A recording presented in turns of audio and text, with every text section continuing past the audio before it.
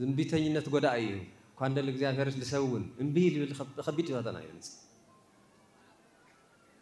እምቢ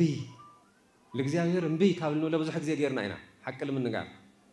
ስቕልና ለሚድና ኮይና ኢና እምበር እኳ ንስኹም ምእመናን ኣብ ውሽጢ ዘለና ሰባት እውን እምቢ ካብ ልንብሎ ዓመታት ተቆፂሩ እዩ ሓቂ ስቕልና ንነጋገሮ ትቤት ብምሓዞ ይኾነ እዩ ትስፍራ ብምሓዞ ይኾነ ይልቁፀር ናይ ሰብ ህሊና እግዚአብሔር ይዝርዮ እምቢ ኢልና ኢና ለዚ መጽሓፍ ቅዱስ አይ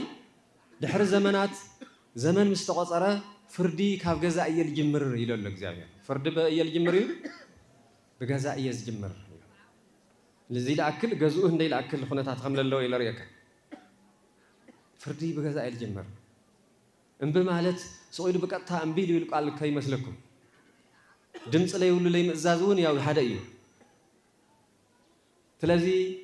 መጀመርያ ካፍትና መጀመርያ ሰብ አዳም ኳር ኢና ዝተውዒልና ተኾይና ኣብ ምእዛዝ የብለይ ምእዛዝ እዩ ኩሉ ውድቀት ዝመፀ ኩሉ ነገር ገነት ዘሎ ኩሉ ሰብ ትበሃል ተለስ ሓንቲ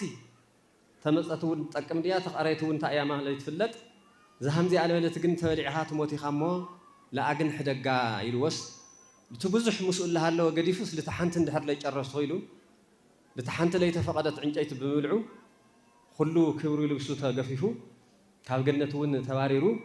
ኣለኒ ዝብለ ኩሉ ስኢኑ ኣብ ውድቀት ዝወደቐ ናይ መን ትእዛዝ ብዘይ ምእዛዝ ናይ እግዚአብሔር ትእዛዝ ብዘይ ምእዛዝ እግዚአብሔር ሓያል ዝኾነ በትሪ ኣለዎ ግን እቲ ናይ እግዚአብሔር በትሪ ድምፂ የብሉ ኣብ ውድቀትካ ኢልፍለጠካ እምበር ኣታ ላበለ ከም ሰብ ከኣስረካ ክገርፈካ ይትርዮ ብተግባር እዩ ዝርአ